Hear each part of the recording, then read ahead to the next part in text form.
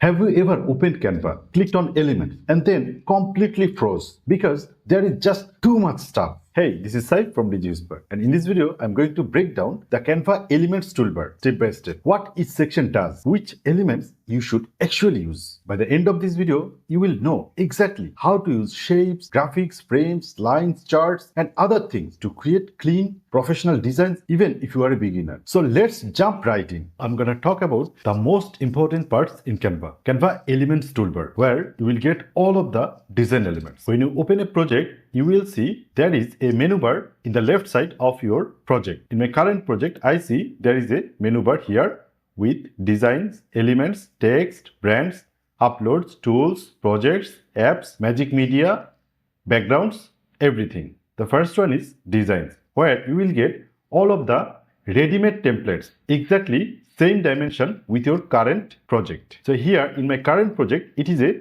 Facebook cover image canvas, and here I can see all of the templates with the same dimension. You can search here to get if there is any templates that is exactly for your purpose. So I can search here Facebook and I can find all of the Facebook page cover templates available for me. I can use any of them, but one thing I should always remember that some of the Facebook cover templates is with crown mark. I can't use this as I'm using a Canva free account. So this is without crown mark. I can use it, just click it and it will come up in my current project. I can't use these templates because these all are the paid templates. So if I'm a free user in current search, I can only use this template. Just click it and it will come up your canvas. And there is another option that is called styles, where you will get different types of color combinations templates available for you. And the next one is elements. This is the most important part for you. You will get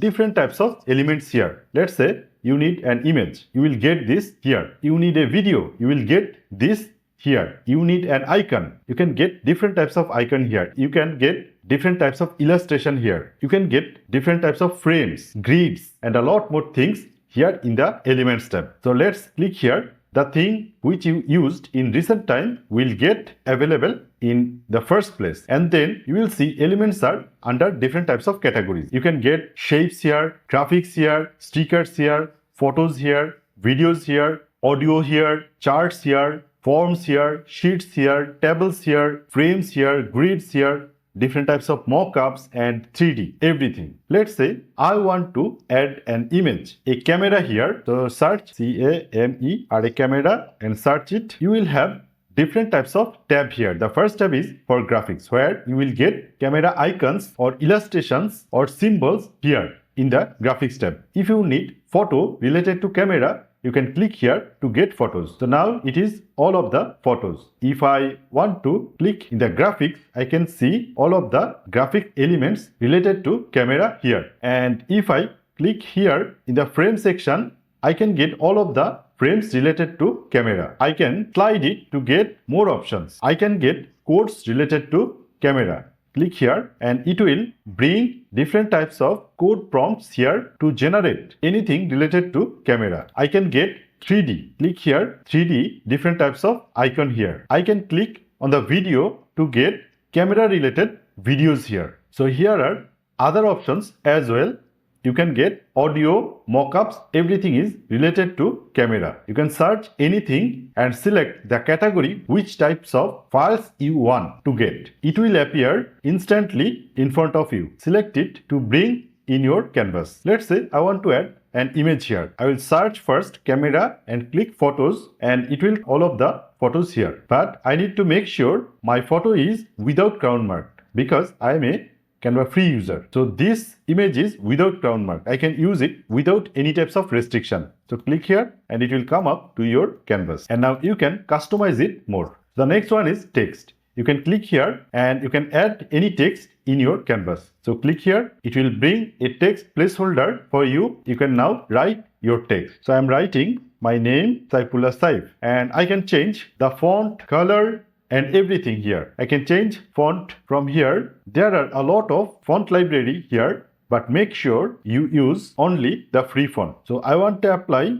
this font and it is applied it in my design. I can click here in the magic right to write anything in my canvas. I can add or set up my brand kit. So there are different types of style of font. If you need a bold font, you can use it. You can click here to get a heavy weighted font. If you need a light font or comparatively small size, you can get it here. And you can also use it if you need to add text like paragraph. And there are other options, dynamic text. You can add dynamic text or number in your content. There are different types of apps related to text. Some of the apps are free, some of the apps are pro, but we will not use any apps here now. We can select any of the font combination to get the same types of combination in my design. So let's say I want to get this combination. Just click here and it will open up in your canvas. And now change the text. First one and now second one. So it is very simple and you can avoid crown marked combination as well. The next one is brown kit. It is only for pro user. So I'm not going to show this now. And the next one is upload tab, where you will upload all of your elements here. You can arrange them in different files and folder. And the next one is tools, where you can draw anything in freehand. You can add shapes, lines, stickers, text, tables, everything under tools section. The next one is project, where you will get all of your projects available here. And the next section is for apps. If you need to use any of the extra feature that is not by default in Canva, you can use app for that purpose. And the next one is magic media, where you can generate elements from AI. The next one is background. You can get different types of background here as well. So this is all about Canva Elements bar. That's all for now. Make sure to check the pinned comment and video description for all the useful links and resources. And if you want more beginner friendly Canva tutorials like this, subscribe to the DigiWhisper channel.